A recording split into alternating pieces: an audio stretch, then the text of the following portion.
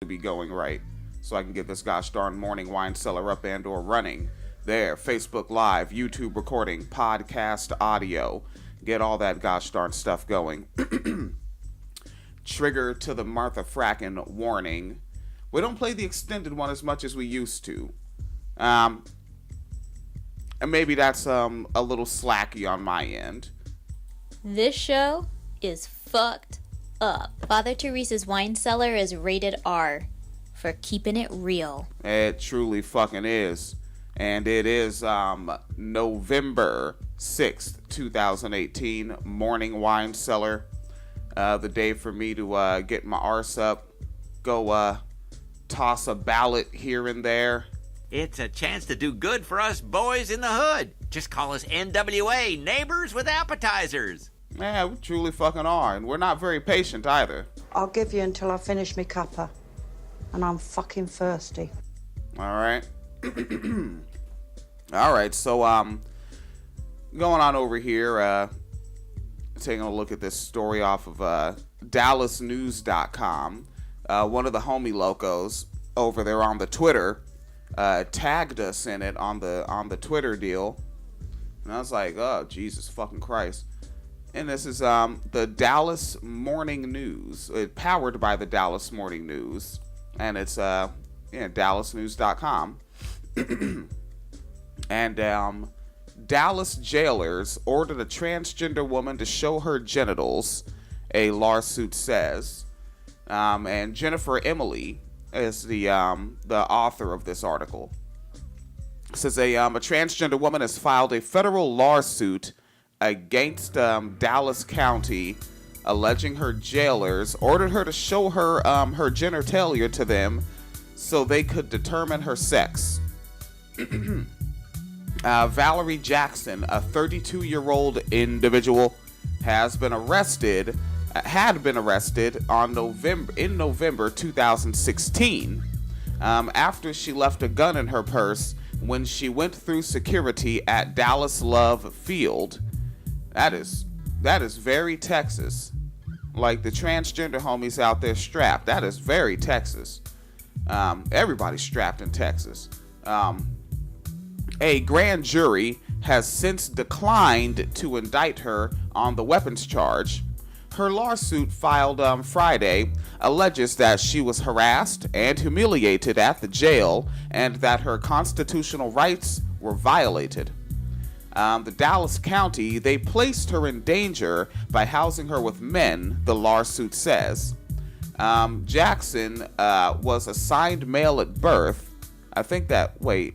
Assigned male at birth. Because I know I read like comment threads and posts by some of the trans homies, and I think that's that acronym AMAB, assigned male at birth. Yeah. Okay. All right. We're getting somewhere. All right. So but legally changed her gender to female and is identified in court records as a woman. Ms. Jackson has suffered trauma, felt demoralized, anxious, stressed, and a loss of dignity and fear, the lawsuit says. A spokesman for Dallas County Sheriff, for the Dallas County Sheriff, Marion Brown, who is named in the lawsuit, said the sheriff would not comment. A quote from this spokesman, Raul Reyna, said, "Sir, but since it is in litigation under advice of attorney, the sheriff's department does not comment on lawsuits." End quote. The lawsuit says the county violated the Federal Prison Rape Elimination Act, which says that jails, quote, shall not search or physically examine a transgender or intersex detainee for the sole purpose of determining the detainee's genital status. End quote. The county's policy for housing transgender inmates requires that a decision be made after medical, psychological, and medication needs are assessed. Instead, the suit states a county employee told Jackson she needed to show her genitals because if she had a penis, she needed to be housed with men. This is a quote from an officer in the jail. We need to follow if we need to know if you've had a sex change or not. We need to see if you have a penis or a vagina. We have to protect you. We can't put you with men if you have a vagina. End quote. And that is an unnamed staff member. Jackson was subsequently arrested twice on misdemeanor charges of trespassing and interfering with an emergency call. She was housed with men in the county jail and was required to shower with them. Both times, according to the lawsuit, a male inmate masturbated while he looked at her in the shower. Those misdemeanor cases are still pending. That's I wonder if I'm pretty sure somebody that knows legalese is menacing like the name of a crime. That's menacing, right? Like that's I think that's menacing. I think that's threatening. Quite frank, that's menacing and threatening. Among the defendants included in the lawsuit is the Democratic gubernatorial candidate Lupe Valdez, who was the Dallas County Sheriff when Jackson was in jail the first time. Several named and unnamed county employees are also included in the suit. The lawsuit, filed by Jackson's attorney, Scott Palmer, asked for unspecified damages for emotional distress, torment, and mental anguish. End quote. Financial expenses and attorney fees. Jackson requested a jury trial. Dallas County has failed to properly train and supervise jail staff to treat transgender inmates humanely, such that jail staff refer to transgender inmates by the proper gender pronouns, just simply being fucking polite. Refer to transgender inmates' genitals and private body parts in offensive manners, alert and announce the fact that transgender inmates are transgender to other inmates and jail staff. They force transgender inmates to expose their genitals for the purpose of determining their gender and place transgender inmates based solely on genital characteristics rather than gender identity, the lawsuit says. All right.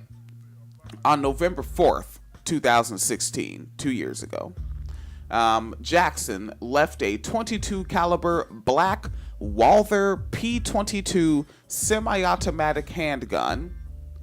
P22. I think I heard that in an X-rated song.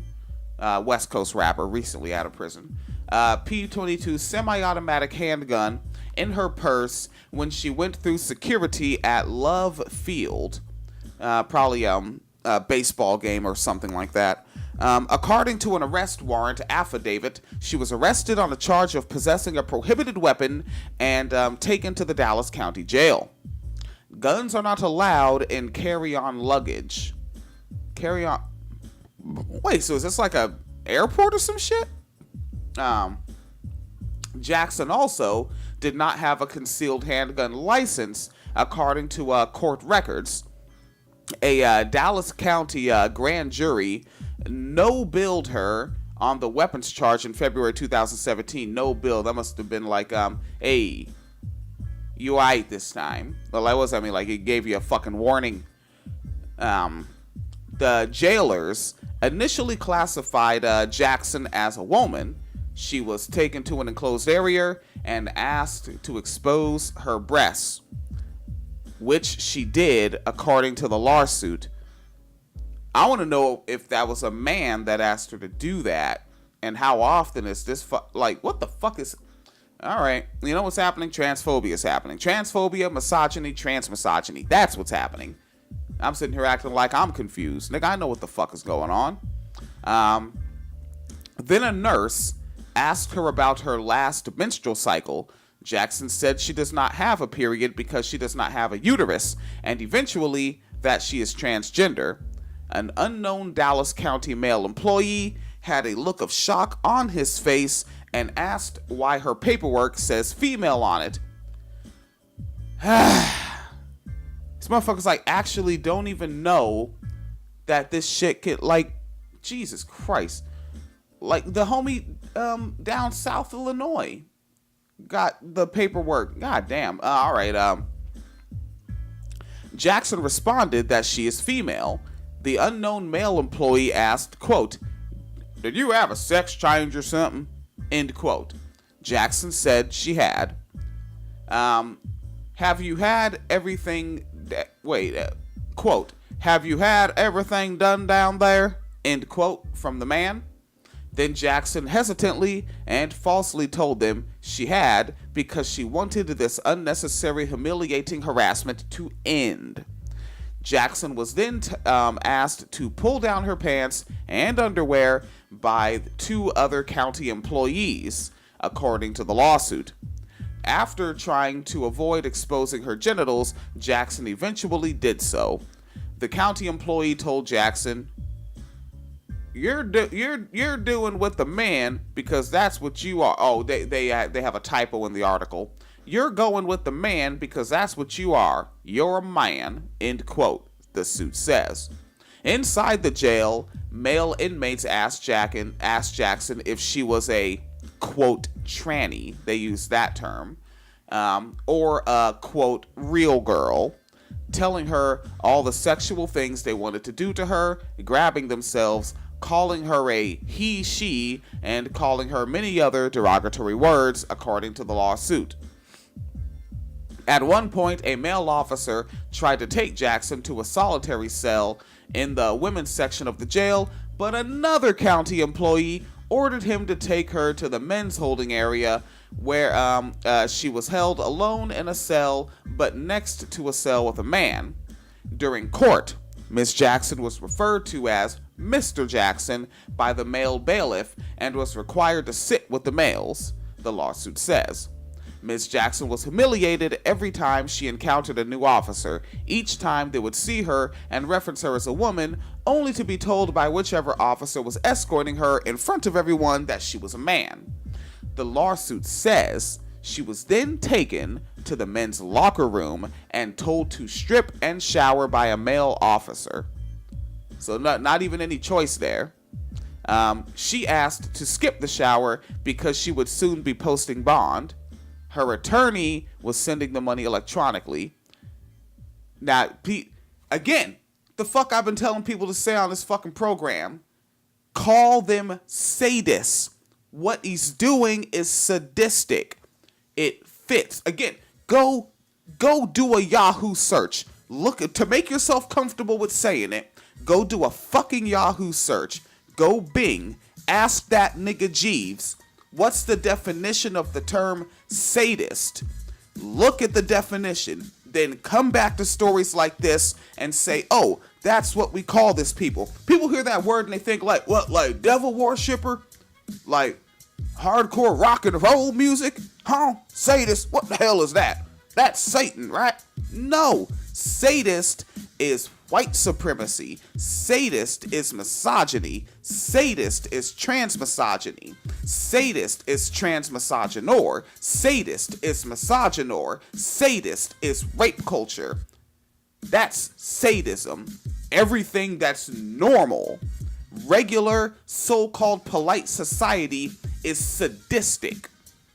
Continuing with the fucking story, quote from the lawsuit, 2 male officers that were present ignoring her pleas, end quote, the lawsuit says, a female officer said she would check to see whether Jackson's bond was posted and then took her out of the locker room, telling Jackson she had dodged a bullet.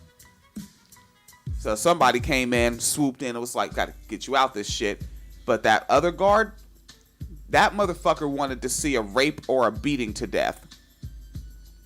Jackson was then placed in another holding cell while she waited for the paperwork, the suit says.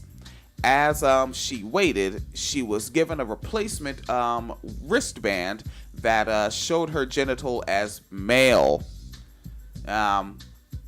Jackson was also arrested in April and June, court records show. Both times, according to the lawsuit, she was housed with male inmates and harassed. On both occasions, she was required to shower with men, and a man masturbated as he stared at her, the lawsuit says. An acquaintance of Jackson's called the police fellers because Jackson was acting erratically, that's their claim, in a Dealey Plaza on the afternoon of April 17th, according to court records. She then entered a downtown Dallas apartment by climbing onto a balcony on the 17th floor and entering through an unlocked door. She left through the front door. There are photos of Jackson entering the apartment, court records show. She was detained by the police without a warrant because of her mental state and taken to Parkland Memorial Hospital. Well, get this nigga some help. Like, Jesus Christ, she's a trans woman in the normal world. Maybe get her a group, goddamn. That's why we need activists, niggas like Maddie Stump, to get more exposure and spread out what they're trying to do out this motherfucking, reach this nigga. Like, we don't know what the fuck is happening to her, what's going through with this nigga, man. The lawsuit says she was jailed and housed in the psychiatric unit, quote, due to being deemed suicidal as a result of continuous harassment she was experiencing, end quote. Well, go to the fuckers that are harassing them and fucking stop them. Aren't you an authority? Protect and serve my ass. Miss Jackson was the only woman in the psychiatric unit with all of the male inmates. Oh yeah, that's gonna help a nigga's mental state. Because Jackson was considered to be a danger to herself. She was not allowed clothing and was given a thin paper suit to wear. Sadistic.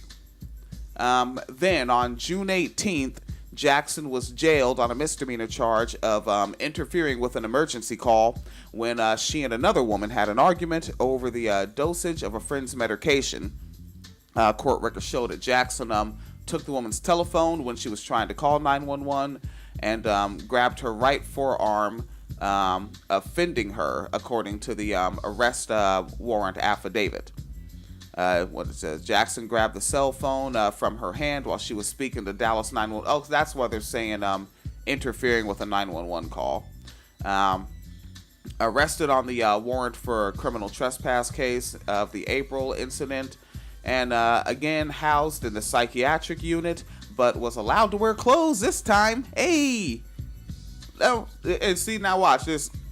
You look to the future. We're gonna look back. Somebody from that's my age now is gonna be like 60 years old in the future and say, well, we treated them transgenders pretty darn good back in the old day. I think it was all right. Gave them nice paper suits and whatnot, good showers and everything. You watch, they'll say that. And no trial date is pending for either case. And one more before I get ready to get the holy heck darn out of here. This is on crosscut.com. Shout out to the homie Emily Loco. Posted up on the joint. Let me see. Emily Loco left a comment on the Facebooks. Oh yeah, Emily Loco said sadistic is the right word. How is How is that doing anything other than basically inviting humiliation and sexual assault? Hell, beyond inviting, that's trying to make it happen. That's an attempt. That's a blatant attempt.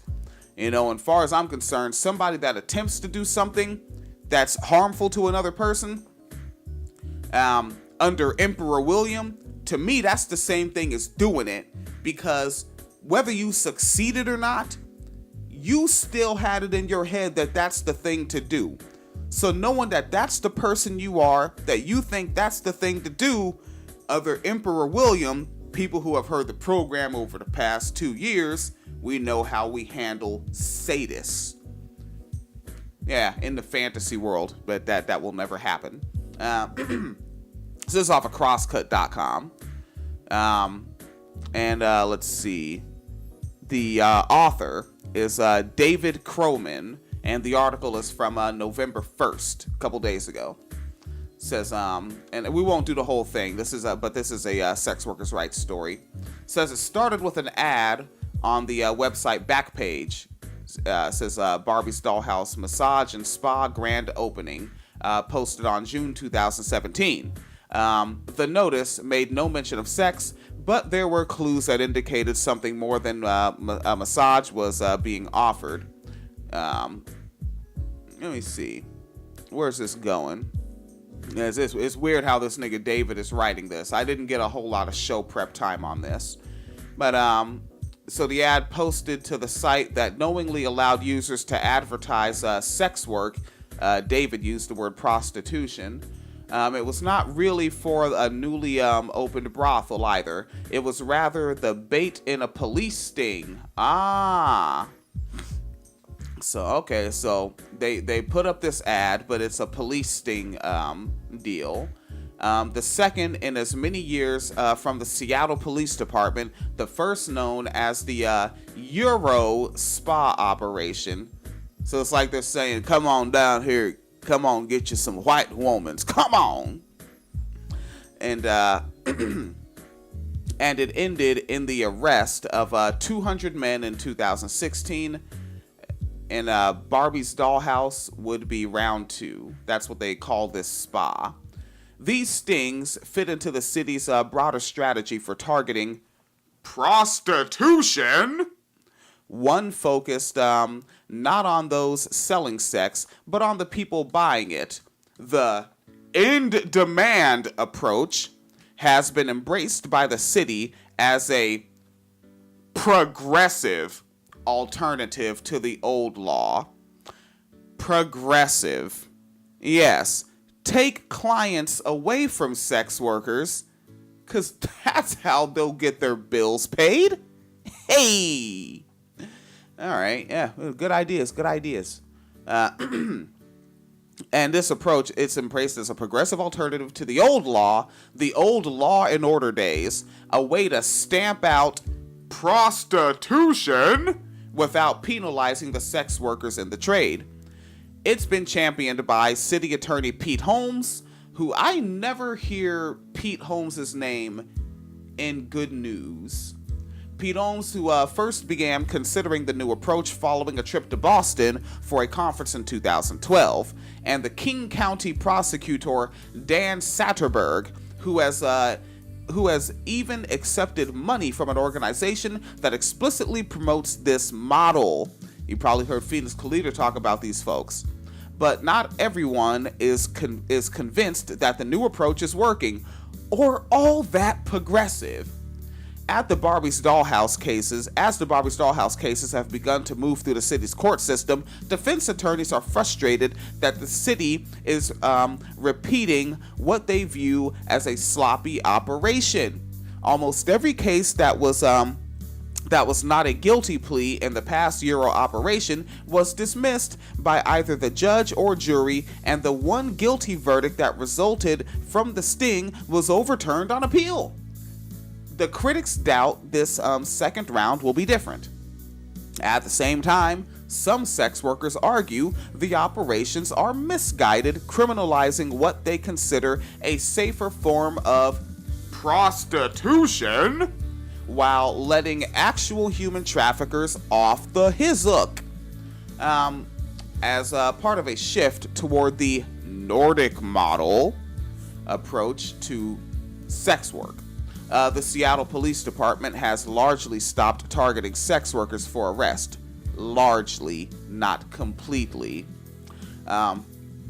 So officers with the department's Vice Unit often run undercover operations on the street, up and down Aurora Avenue, for example, both men seeking sex and women selling services. I'm kind of editing his article verbally as I read it. But when the police fellers pick up sex workers, instead of taking them to jail, the undercover officer drives to an RV or some other outpost where they are offered counseling and advice from members of organizations for prostitution survivors, or a support organization made up of former sex workers. So they're not like, hey, here we have another job that is the same hours and the same pay, and we have on-the-job training. We're gonna get you 8 weeks training on this new job. It's gonna, and it'll get a straight check. You're gonna get taxes taken out. You'll get a tax return at the end of the year. Nah, we're just gonna come talk to you and try to tell you that you shouldn't do this thing that pays your bills. Just bad, don't do. But the buyers, on the other hand, are quickly arrested. While the Vice Unit may pick up a handful of sex buyers, or Johns, by camping out along Aurora Avenue, the number of these arrests have been nothing compared to the draw of the faux massage parlors. Quote, we never anticipated this volume, end quote, from Sergeant Tom Porowicz. What the fuck? That's a hell of a name. All right, now that operation resulted in 204 arrests and received widespread media attention but 1 year later, before many of the Euro spa cases had been resolved in court, the Barbie's Dollhouse operation was launched. The men who answered the ad on Backpage were directed to a nondescript building near the Aurora Avenue Home Depot in North Seattle. Upon entering, they would meet one of several undercover officers posing as a sex worker. The officer would ask the man if he wanted to hear about their specials, hand job, blow job, or full sex. The two parties would agree. The man would hand over the money. The officer would give a signal to the arrest team, hiding in an adjacent room. In all 84 cases, were charged by the city attorney's office, most of which involved would-be buyers seeking a half-hour massage with a hand job, the cost of $60. All right. And I'm going to go ahead and link this in the full post, but I got to get the heck out of here and go down to the factory and see what the fuck is happening in my machine room. All right. Hold it down. Hold us down, right? PayPal.me/Phoenix and William. Patreon.com/Wine Cellar Media Fund. And, oh, that's right. I have to go cast a ballot after work today. We know where our polling place is.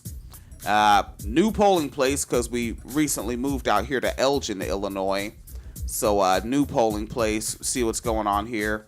I hope one of these Proud Boy motherfuckers doesn't fuck with me, because I will go 1997 on your ass, son. Don't do it. Don't do it. All right. Again, PayPal.me/Phoenix and William. Patreon.com/Wine Cellar Media Fund. That's how we're going to replace my 14-year-old microphone. Please be as safe as possible wherever you are.